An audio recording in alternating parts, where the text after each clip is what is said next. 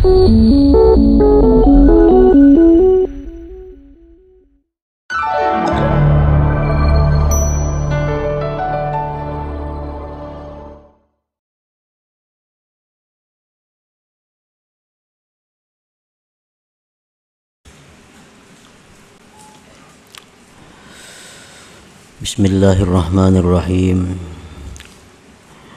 Alhamdulillahilladzi wasi'at rahmatuhu 'alal kainat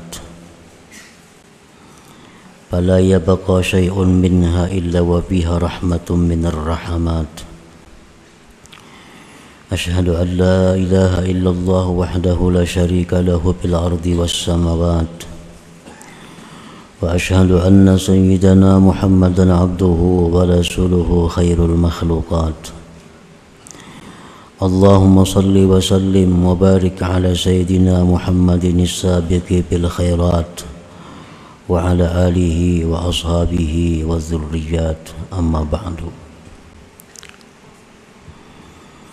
Yang kita hormati dan kita cintai para habaib, para alim ulama,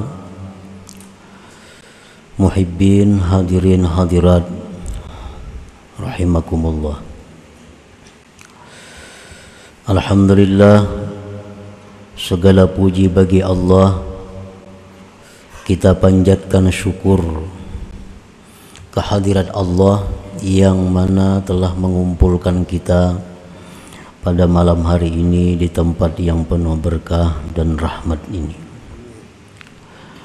Salawat dan salam kita haturkan kepada junjungan kita Nabi besar Muhammad sallallahu alaihi wasallam dan kepada seluruh keluarga, para sahabat, zuriat dan pengikut beliau. Para muhibbin rahimakumullah. Al-hikmatu tasi'atu wal arba'un minal hikamil ataiyah.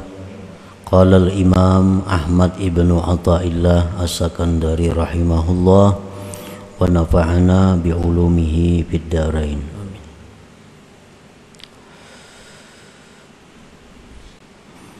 Hikmah yang ke-49 dari Al-Hikam. Berkata Imam Ahmad ibnu Athaillah as-Sakandari rahimahullah,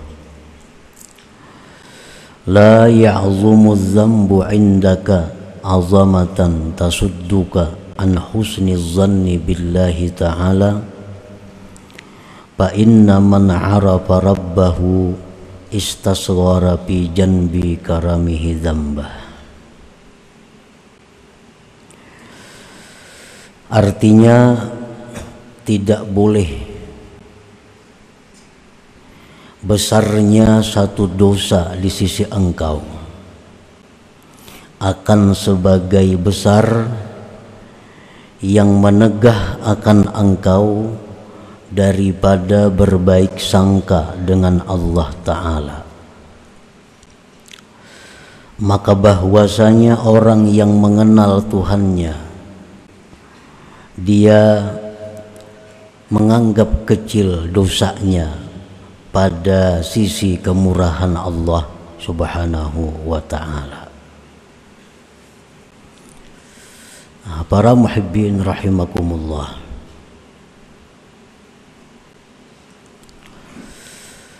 Dosa-dosa yang pernah kita lakukan,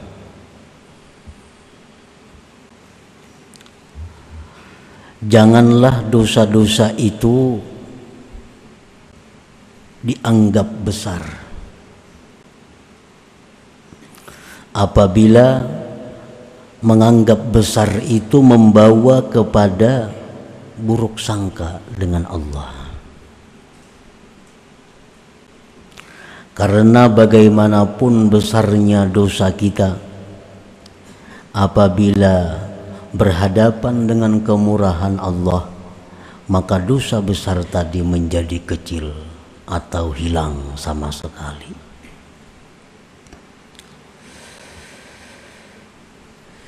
Isti'zamu dzambi ala wajhaini ahaduhuma ayyasta'zima dzamba fayahmiluhu 'ala taubati fawra wa yuhsinu dhanna bihi bi anna Allah ta'ala ma arada bihi illa khaira wa anna Allah yaqbalu taubata 'abdihi wa hadha mahmudun wa min 'alamati imanil 'abdi wa hayati qalbi. Menganggap besar sebuah dosa itu ada dua macam. Yang pertama, bahwa seseorang itu menganggap besar dosa-dosanya yang telah lalu. Misalnya dia pernah minum arak, dia pernah berjudi, dia pernah berzina, dia pernah melakukan riba, bahkan dia pernah membunuh. Dia merasa besar dosa-dosanya itu. Maka membawalah akan dia atas tobat segera dan berbaik sangka dengan Allah Ta'ala, dengan bahwa Allah Ta'ala tidak menghendaki dengan dia kecuali baik, dan bahwa Allah menerima tobat hambanya. Maka ini membesarkan dosa, dipuji, dan termasuk tanda iman seorang hamba dan hidup hatinya. Para muhibbin rahimakumullah, perasaan kita melakukan dosa-dosa besar itu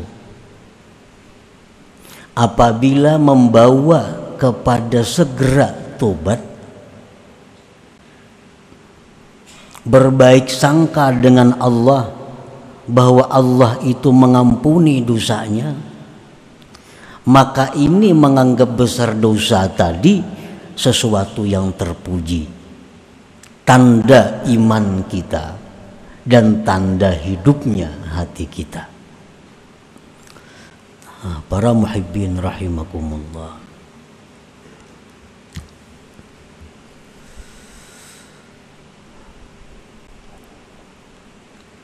Rasulullah sallallahu alaihi wasallam bersabda, "Lau adnabtum hatta tablugha khatayakum ananas sama, thumma tubtum lataballahu alaikum."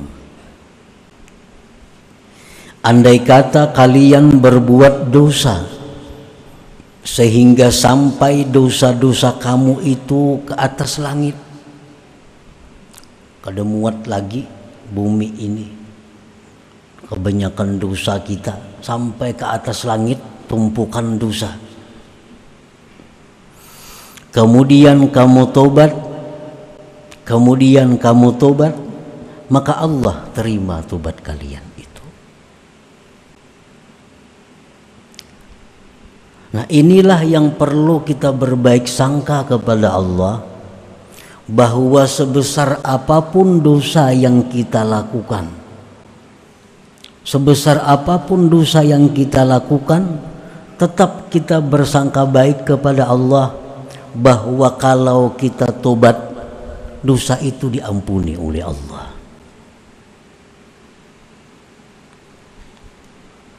Rasulullah sallallahu alaihi wasallam menceritakan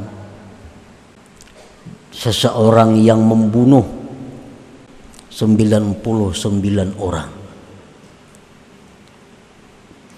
Lalu orang ini datang kepada rahib, "Wahai rahib, aku membunuh 99 orang. Apakah bisa aku ini tobat kepada Allah? Apakah Allah bisa mengampuni dosa-dosaku?" Ujar rahib, "Terlalu berat dosa ikam itu. Itu kalau diampuni Allah.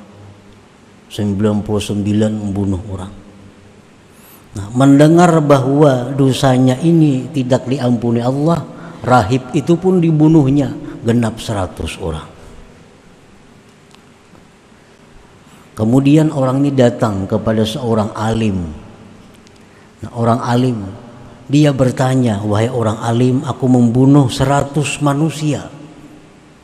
Apakah ada tobat? Apakah Allah menerima tobatku? Nah, orang yang alim ini mengatakan bahwa Allah akan menerima tobatmu kalau engkau benar-benar tobat. Pindahlah engkau dari kampung engkau, pergi engkau ke sana, karena di sana ada orang-orang yang menyembah Allah Subhanahu wa taala. Berangkat orang ini, berangkat laki-laki ini, di pertengahan jalan mati. Di pertengahan jalan dia mati. Nah, orang ini diampuni oleh Allah dosa-dosanya karena dia sudah tobat dan dia sudah meninggalkan kampungnya menuju kampung yang diridhai Allah, menuju kampung yang dimana penduduknya menyembah Allah. Nah, para muhibbin rahimakumullah, mana besarnya dosa kita dengan dosa laki-laki ini yang pernah membunuh 100 orang.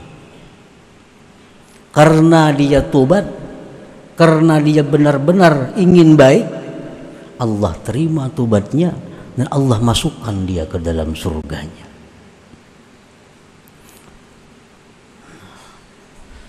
Para muhibbin rahimakumullah, jadi menganggap besar dosa itu baik, asalkan membawa kepada segera tobat dan tetap berbaik sangka kepada Allah.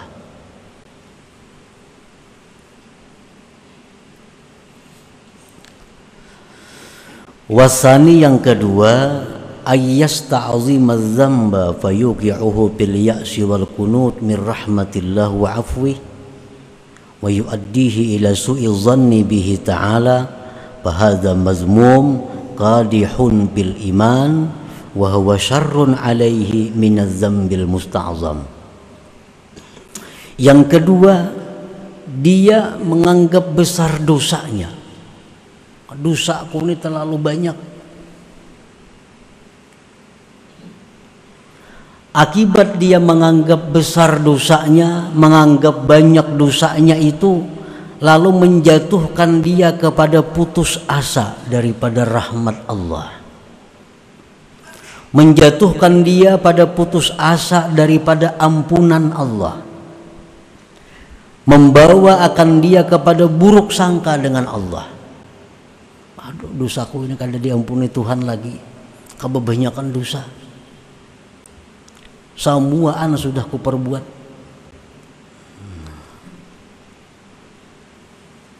Nah, menganggap besar dosa apabila membawa kepada demikian, itu mazmum, dicela, kada baik itu, dan merusak iman, merusak iman. Dan buruk sangka kepada Allah itu lebih jahat atasnya daripada dosa yang dianggapnya besar itu.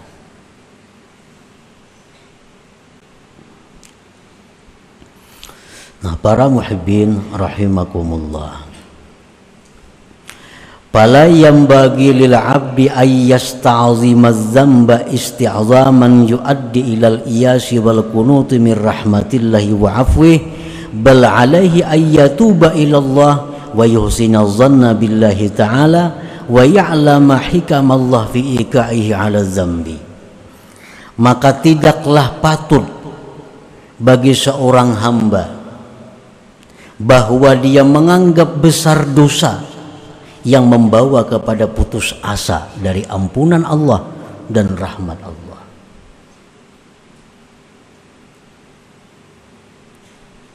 Bahkan atasnya hendaknya bertobat kepada Allah dan berbaik sangka dengan Allah dan mengetahui hikmah-hikmah Allah pada menjatuhkan dia atas dosa itu.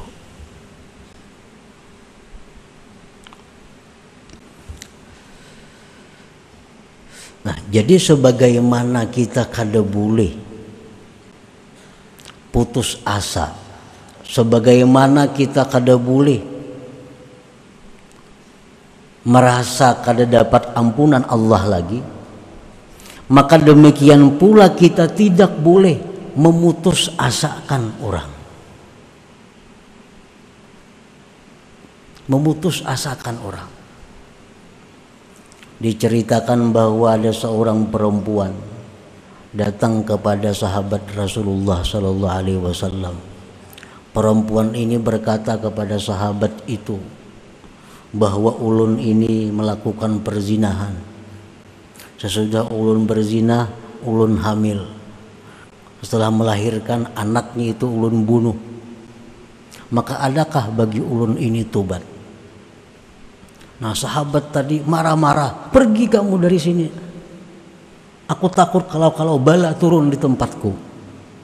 Nah, akhirnya si perempuan ini kecewa, si perempuan ini pecah hatinya karena tidak diberi harapan. Nah, sampai kepada Rasulullah SAW, Rasulullah pun menegur sahabat tadi bahwa tidak ada dosa yang tidak diampuni Allah selama orang itu ingin tobat, ingin kembali kepada Allah Subhanahu wa ta'ala.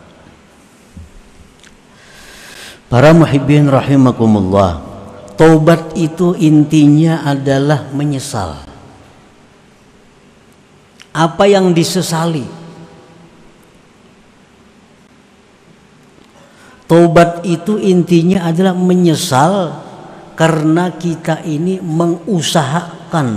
mengusahakan satu dosa. Nah, sesalnya itu letaknya pada usaha kita. Jangan sesal ini diletakkan kepada keputusan Allah yang menjadikan kita ini berbuat dosa. Yang kita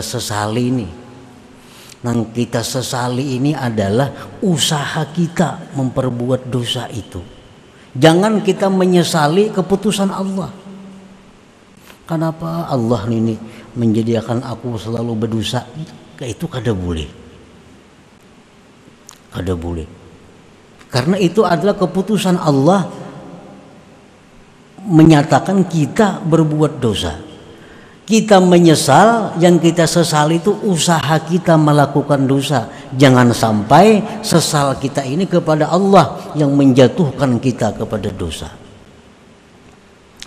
Para muhibbin rahimakumullah,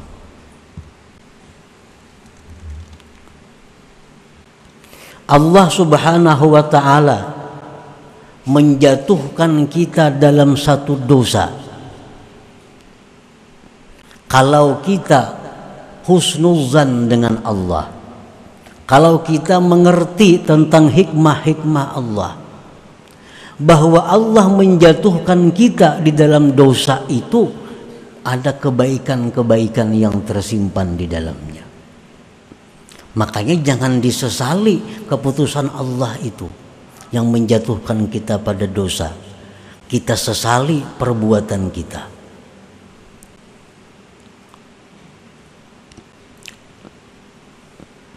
Para muhibbin rahimakumullah, Allah Subhanahu wa ta'ala memutuskan kita untuk melakukan dosa, menghendaki kita melakukan dosa, maka kita pun berbuat dosa. Nah, barangkali di situ ada rahasia Allah, bahwa Allah mengingini agar kita tobat dari dosa itu, yang mana tobat itu yang membawa kita ke surga.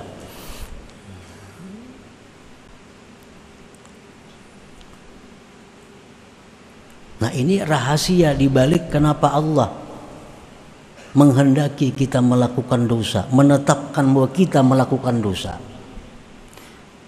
Nah, itu bisa terjadi, di dalam itu ada rahasia di mana Allah menjatuhkan kita dalam satu dosa, Allah menyuruh kita bertobat. Dengan tobat itu kita dimasukkan ke dalam surga. Rasulullah sallallahu alaihi wasallam bersabda, "Innal 'abda la yudhnibu dzamba fayadkhulu bihil jannah. Ujar Nabi kita, ada seorang hamba, dia melakukan dosa. Dengan dosa itu dia masuk surga. Fayuqalu kaifa dzalik ya Rasulullah. Sahabat bertanya, bagaimana wahai Rasulullah, orang melakukan dosa, dengan dosa itu dia masuk surga? Qala Rasulullah SAW menjawab, yakunu nasba aini taiban minhu farra hatta yadkhulal jannah. Ujar Nabi, orang itu begitu berbuat dosa, maka dosa itu selalu terasa, selalu terlihat di hadapan matanya, dan dia tobat dari dosa itu, lari daripada dosa itu, akhirnya dia masuk surga.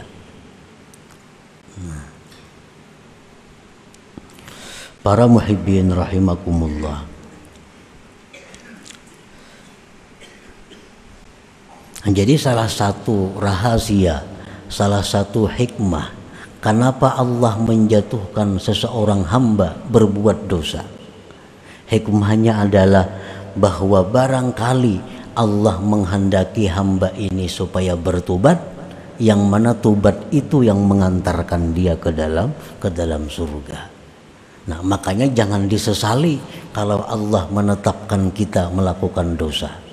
Yang kita sesali itu adalah perbuatan kita, tingkah laku kita. Nah, para muhibbin rahimakumullah. Apalagi rahasianya bahwa Allah itu menetapkan kita ini untuk melakukan dosa. Li'an la ya'jaba bi'amalihi. Agar kita ini jangan ujub dengan amal kita. Agar kita jangan merasa bersih diri. Rasulullah SAW bersabda, "Lau lam tudznibu la khasyitu alaikum ma huwa akbar min dzalik al-ujubu al-ujubu." Ujar Nabi kita, andai kata kalian itu tidak melakukan dosa, ada yang aku takutkan yang lebih besar daripada itu, yaitu ujub dan ujub. Al-mu'jib bil a'mal huwa alladhi yusni nafsahu wa yuzakkiha wa yazunnu annahu indallah bimakan wa yansa ni'matallah alaih bitaufiq wa tamkin minha. Orang yang ujub dengan amal itu adalah orang yang memuji dirinya, orang yang merasa bersih dirinya, orang yang menyangka bahwa dia punya kedudukan di sisi Allah, orang yang lupa terhadap anugerah Allah. Nah, kalau kita nih kadang dijatuhkan Tuhan dalam satu dosa, taat saja kita perbuat, ibadah saja kita perbuat, ini satu saat dalam hati kita bisa timbul, aku nih orang bersih, aku ini orang bersih, aku ini orang mulia. Nah, itu yang tidak diingini oleh Allah. Begitu dijatuhkan Allah ke dalam dosa, akhirnya dia sadar, oh ternyata diriku tidak bersih, ternyata diriku tidak punya kedudukan yang hebat di sisi Allah. Nah, perasaan-perasaan bahwa kita ini tidak bersih, perasaan bahwa kita ini hina di sisi Allah, itu merupakan taat yang sangat besar pahalanya, merupakan ibadah yang sangat agung nilainya, di mana kita merasakan bahwa kita orang yang hina di sisi Allah, kita orang yang tidak punya apa-apa di sisi Allah. Nah, itu bisa kita rasakan kalau kita melakukan perbuatan dosa. Nah, para muhibbin rahimakumullah. Nah, jadi orang-orang yang mengenal Allah, orang-orang yang ma'rifat kepada Allah, mereka selalu husnuzan, baik sangka dengan Allah, walaupun mereka dalam keadaan berbuat dosa. Baik sangka apa? Yang pertama, baik sangka bahwa Allah akan mengampuni dosaku bila aku tobat kepada Allah. Yang kedua, baik sangka bahwa Allah menjatuhkan aku pada dosa ini adalah demi kebaikan diriku sendiri. Itu yang dimaksud kurang lebihnya dengan hikmah yang ke-49 ini. La ya'zumu dzambu 'indaka 'azamatan tasudduka an husnidzan billahi ta'ala. Nah, para muhibbin rahimakumullah. Jadi dosa-dosa yang kita perbuat, apapun dosanya, hendaknya dosa itu kita anggap sesuatu yang besar. Kita anggap dosa-dosa itu sesuatu yang besar, yang mendorong kita untuk segera kembali bertobat kepada Allah dan berbaik sangka bahwa tobat ini diterimanya. Jangan sampai kita membesar-besarkan dosa kita yang membawa kepada putus asa. Jangan sampai kita membesarkan dosa kita yang akhirnya kita melupakan anugerah dan ampunan Allah Subhanahu wa ta'ala. Nah, itu lebih besar daripada dosa itu sendiri. Contohnya, berzina itu dosa besar. Minum arak dosa besar. Riba dosa besar.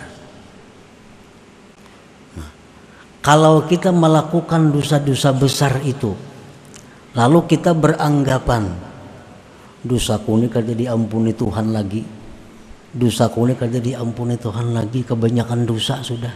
Nah, anggapan seperti itu lebih besar dosanya dari zina itu sendiri, daripada minum arak itu sendiri, daripada riba itu sendiri. Nah, ini yang dikhawatirkan kalau kita membesar-besarkan dosa tadi. Silahkan membesarkan dosa, dan itu disuruh selama karena membawa kepada putus asa, karena membawa kepada buruk sangka dengan Allah Subhanahu wa ta'ala. Nah, para muhibbin rahimakumullah, selanjutnya hikmah yang ke-50. Ila hadratin Nabi sallallahu alaihi wasallam. Al-Fatihah. A'udzubillahi minasyaitonir rajim. Bismillahirrahmanirrahim.